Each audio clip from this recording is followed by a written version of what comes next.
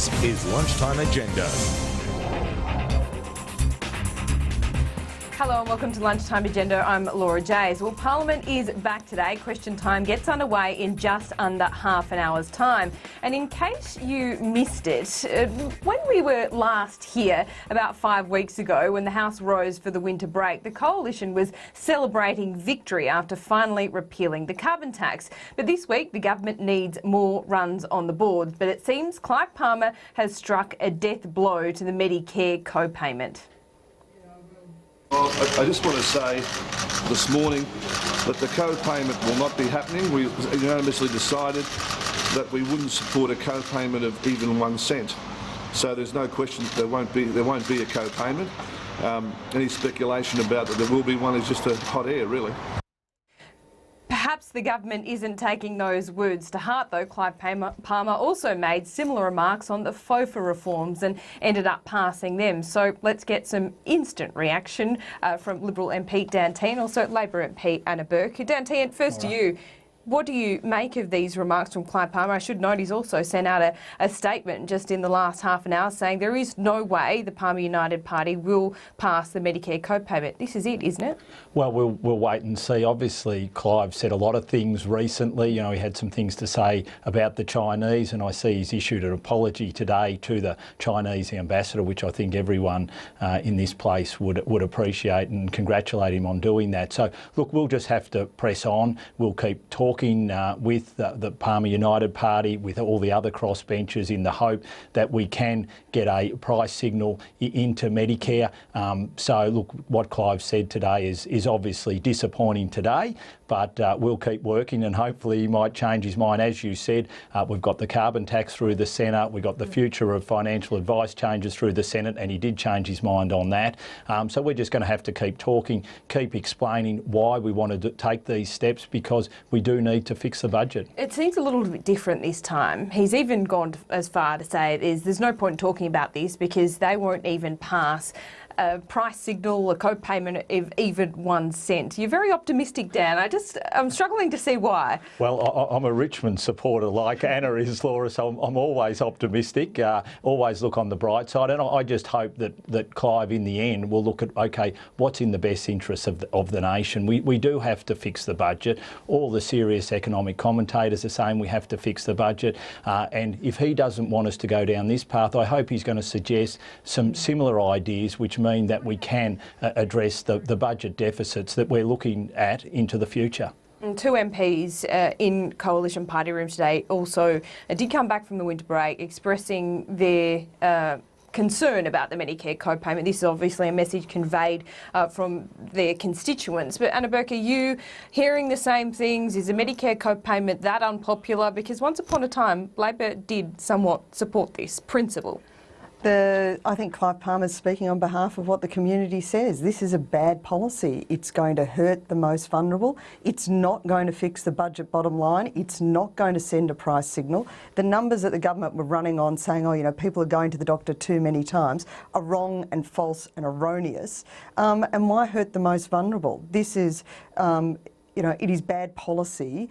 It is a death knell to Medicare, which is a universal health system. We don't want to go down the American route, and I think Clive Palmer and his senators and other supporters have listened and have said this is not acceptable and it'll hurt too many people, and it'll actually force up the cost of medicine and health in this country, because if you don't go to a GP, which is the most cost-effective route, you'll end up in an emergency ward, which will cost us all more money. On the Medicare, not the Medicare co-payment, the PBS co-payment, that's at around $37. For pensioners, it's around $6. There's no evidence that a co-payment in that area has stopped people from purchasing medicines that they need. Is there any evidence, therefore, that it would stop people going to the doctors if there was $7 on those visits? There actually has been evidence that people do choose. They do choose between going to the doctor and filling the script. And that is, you know, so you've gone and seen the doctor, but you've got a script, you get to the doctor, and even $6 for someone living on a fixed income. You know, a mum and 3 kids, and she's living on, you know, benefits. That $6 can mean, the child gets the script, or we feed them tonight. And people make that choice, and we shouldn't be forcing them. Those in your electorate aren't exactly flush with cash. You've seen also more broadly in regional areas farmers going through a drought situation. I mean, we talk about $7 as if it's nothing, but some people in your electorates seriously can't afford it. No, $7 is money in people's pockets, and they do have to make choices with that. But we also have to look at the longer term. If we don't fix the budget, then the problem is services to those people could be cut down the track. They could end up having to pay more for Medicare in other ways. So what we want to do is put a price signal in now to make it sustainable into the future. But you're right. Look, $7 is $7 to people, and I've got towns in my electorate where they're low socio-economic towns, and more palatable perhaps at $3, $4, $5. Look, obviously we were prepared to talk to the crossbenchers in the Senate. Peter Dutton, I think, has been very reasonable the way he's gone about this in saying, OK, well, let's look at and see whether there are any ideas or any other approaches. So it is a shame that Clive Palmer has just ruled it out, and I'm hoping that, Clive, as he has on other issues, might change his mind. Well, Clive Palmer has changed his mind on the comments he made about the Chinese just in the last fortnight. He's issued an apology today via statement saying that on reflection, he did realise that his comments were offensive to the Chinese people. Now, Dad Tehan, first to you. You deal a lot with China, given trade, especially in your region. The APEC meeting does get underway in the beginning of November. This is in Beijing. Also, the free trade agreement is in the works. Do you seriously think that these comments might put at risk any of those meetings or deals in the works? Well, the best thing Clive's done is apologise, because... What about Jackie Lambie? Does she need to apologise? Well, I think that Jackie, it wouldn't hurt for her to come out also and apologise. And look, I haven't seen exactly what Clive said, and maybe it was the Palmer United Party apologising for the comments they made, because you're absolutely right, in particular when it comes to the free trade agreement with China. This will, put potentially millions, if not billions of dollars into farmers' pockets, especially when it comes to the dairy industry, which is enormous in my electorate. We're obviously going through negotiating that agreement. My hope is we might see something finalised by the end of the year. And for Clive to have behaved like he did was very unfortunate, but I'm pleased that he has apologised, and I hope that that will be accepted by the Chinese, and now we can move on, because it goes without saying, incredibly important relationship for Australia into the future, and one which we don't want to play silly politics with. Anna Burke, how was this playing out in your electorate? Clive Palmer, is he at all popular? Oh, look, I think people see Clive and Jackie as sort of speaking for the people, and then they make these sort of statements which are just ludicrous. 10% of my electorate is Chinese. I have a huge Chinese population in my electorate, and they come here and they do business and they add to the prosperity across the board that we're all enjoying. Not just our trade overseas, but homegrown businesses here. All of them are going, what's going on? Where are we going? Why are we allowing people somehow this licence to be racist and bigots and saying things that are just untoward? So mainly it was just incredulous. Like, why would someone say that? It's just unacceptable, and an apology too late. You shouldn't make these statements to begin with. Stay with us. We are going to take a quick break. We'll come back and talk about university reform and also the government's new proposed anti-terror laws. Stay with us.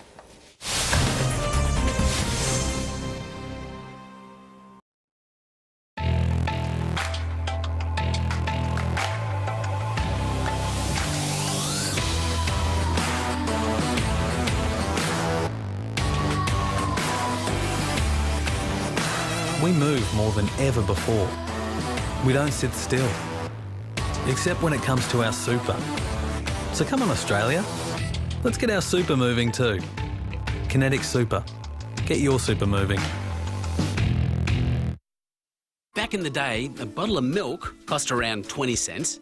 You could get a loaf of bread for 25 cents, and a cup of coffee cost even less than that. And there was no such thing as a soy latte.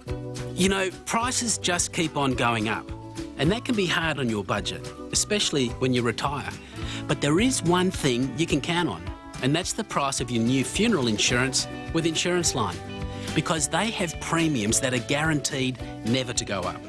That means your premiums will stay the same for the life of your policy, and not go up every year as you get older. So you'll have more money for great stuff like spoiling the grandkids or treating yourself. And you know you're in safe hands with Insurance Line because they're Australia's #1 choice for direct life insurance. Great Australians deserve great funeral insurance. So call Insurance Line on 13 88 10 today. That's 13 88 10 now. It's Mum's recipe. A steaming, bubbling history lesson in home cooking.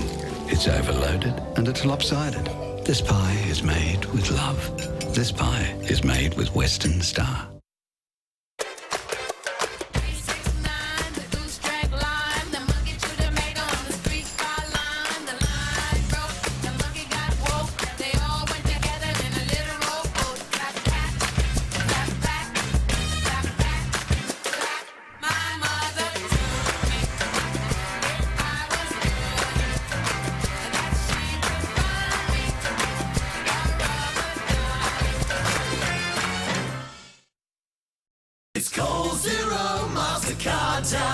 With the Coles No Annual Fee MasterCard, you pay 0 annual fee and pay 0% interest on balance transfers for 6 months if you apply and are approved for a new Coles MasterCard. 0 interest for 6 months. Plus, you can get the Coles mobile wallet that costs 0.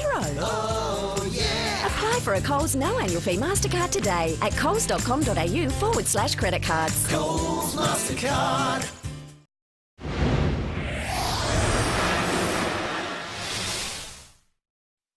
This program brought to you by ANZ Smart Choice Super. See your super alongside your everyday banking.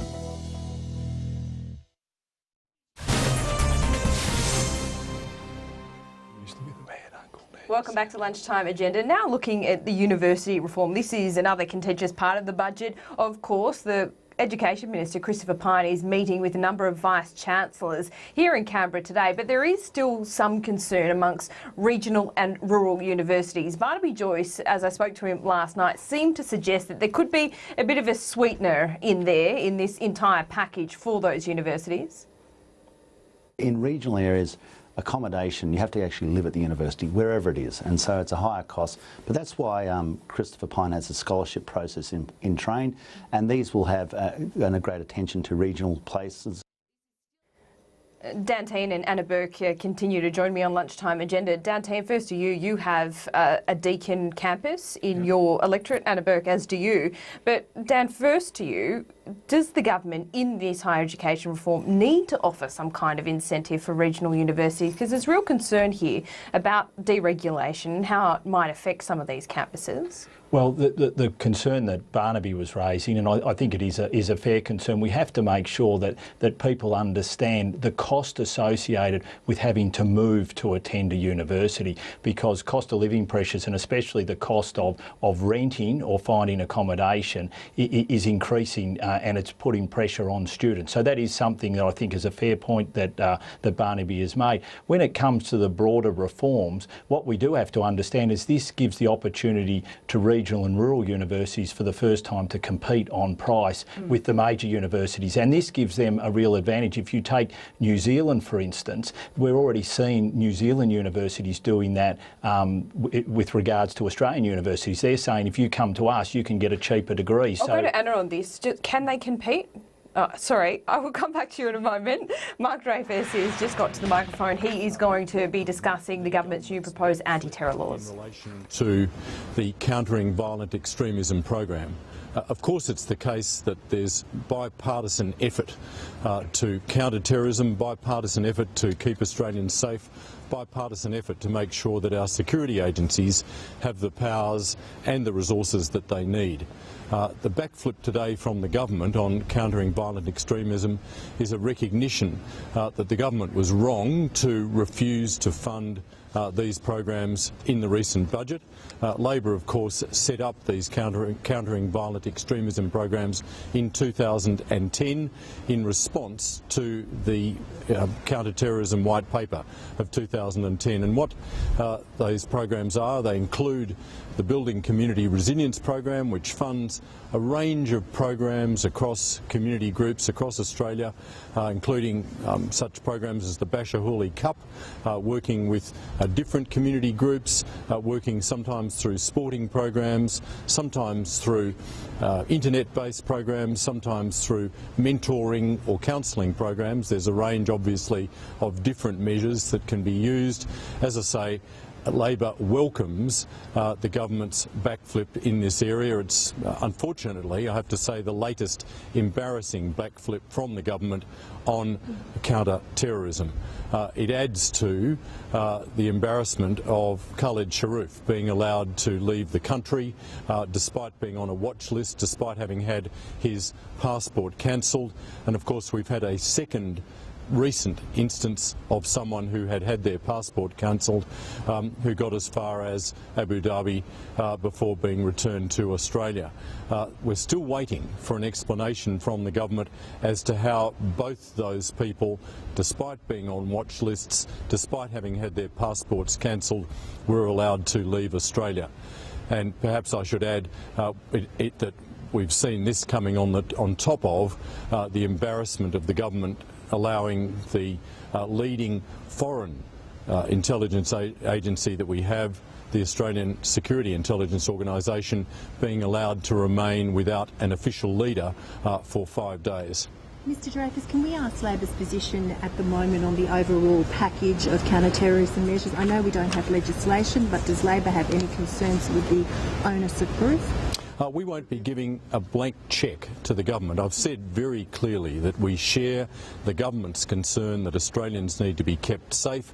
We share the government's concern that our agencies should have appropriate powers and that our agencies should have the necessary resources to fight terrorism, particularly to deal with the threat posed by people who've gone to participate in foreign conflicts, returning home better, with more skills and obviously more radicalised than when they left the country. That's the concern. But we have to wait to see what the legislation that the government is proposing actually says. We're not going to give a blank cheque, in particular, to something which has been suggested to be a reverse onus provision. The presumption of innocence is an absolutely fundamental part of Australian law, and any time you are talking about reversing that presumption of innocence, reversing the onus of proof, so as someone having to make it, as it appears, that someone will have to prove that when they were travelling overseas they were engaged in legitimate activity, that's something that has to be of concern. The government as yet hasn't in any way explained how it's going to be made specific to particular areas, has not explained how it's going to be applied. We're waiting for the legislation.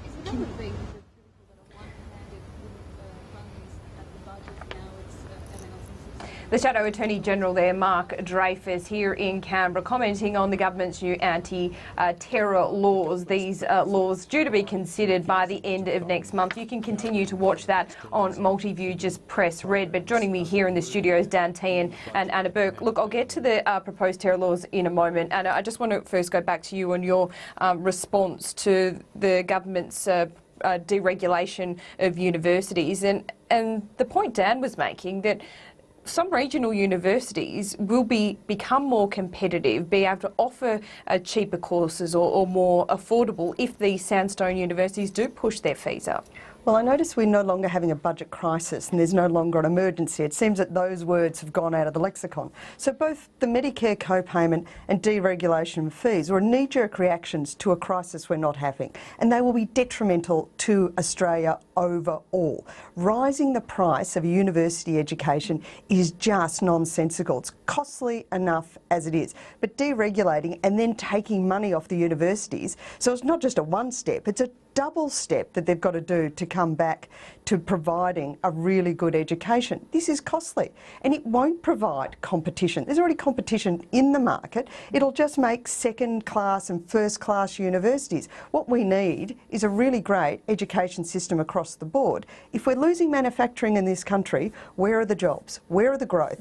And education's not just a personal benefit. Yes, I've gained from having my university degree, but the society gains from having good trained doctors and dentists and social workers. So I don't see how, forcing up degrees into the hundreds of thousands is going to create competition. It's just going to force people be away. Acceptable if there were, helpful bonuses like what Barnaby Joyce has hinted at in terms of scholarships for regional universities, making it more affordable there, or you just flat out don't support any kind of deregulation? In my electorate, which is Metro Melbourne, there's some people with a lot of money. There's people with not a lot of money. There's a lot of people who live right next door to Monash University in my seat, biggest university in the country, who can't afford to go there.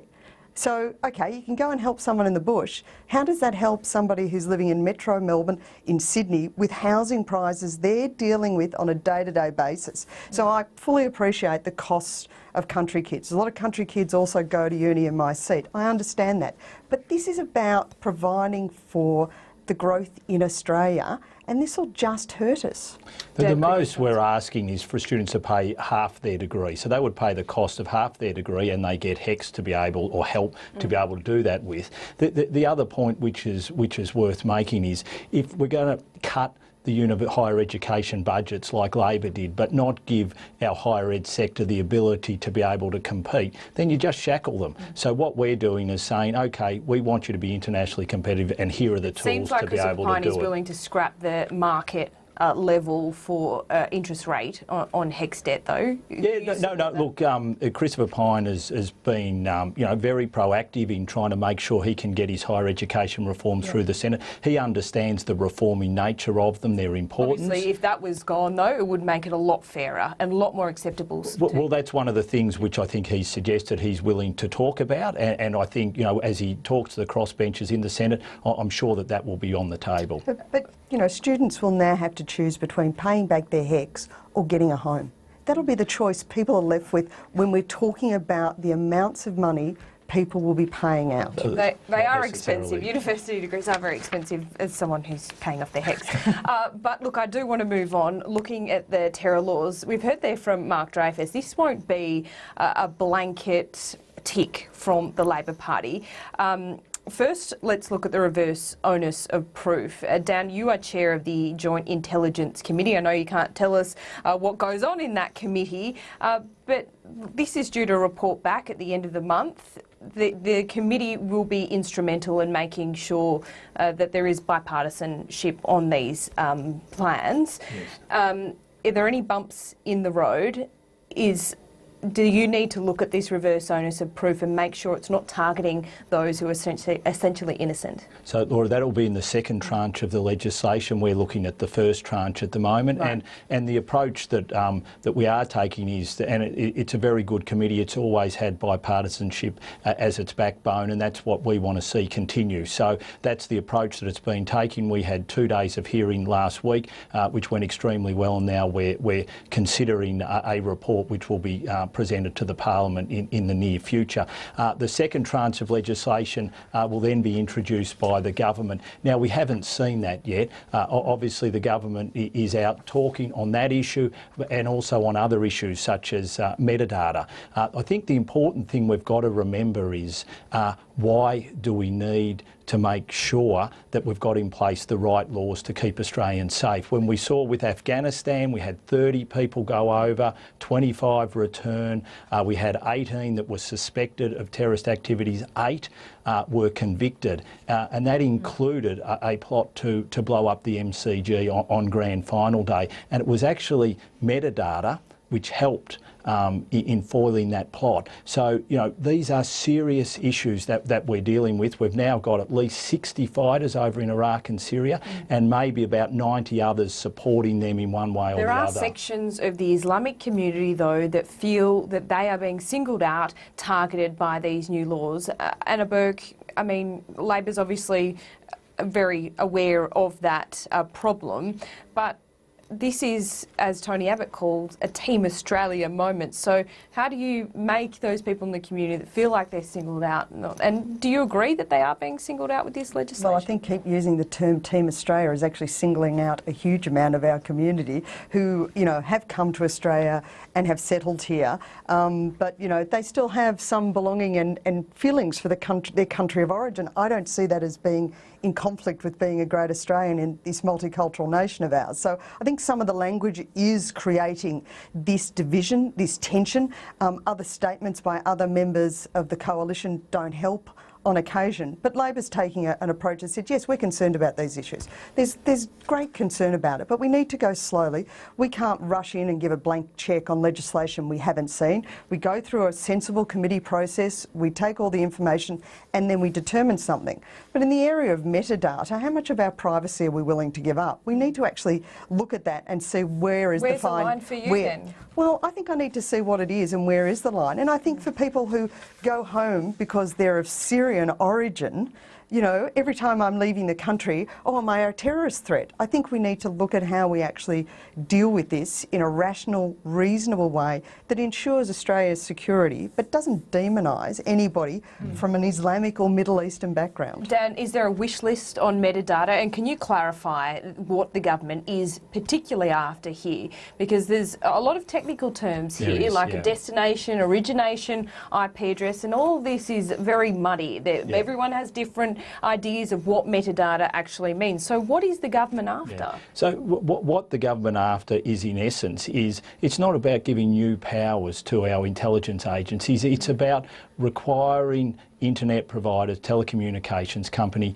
to keep the data for a defined period of time. Is it financial records? Is it what websites you have visited? How long you are on the internet? What you have downloaded? Is that the kind of information? It's the data which they are already keeping. They already keep it. Well, which is the various data. I mean, it's, you know, there's data like that, like you've talked about. Some of it's in, some of it isn't. And at the moment, the government is going through a consultation period to make sure that it's very clear about how it defines all this. So when the government is ready and the legislation is introduced, I'm sure that it will be clear exactly what the government wants in, wants out. So I think we need to wait there. But what we're doing at the moment is the telecommunications companies are keeping this. So that, as I gave the example before with the MCG, it was the metadata which helped foil that plot to blow up the MCG. Okay. Dan Tehan, Anna Burke, I'm going to have to leave it there. You've got to get to QT. Thanks so much for joining us on Lunchtime Agenda.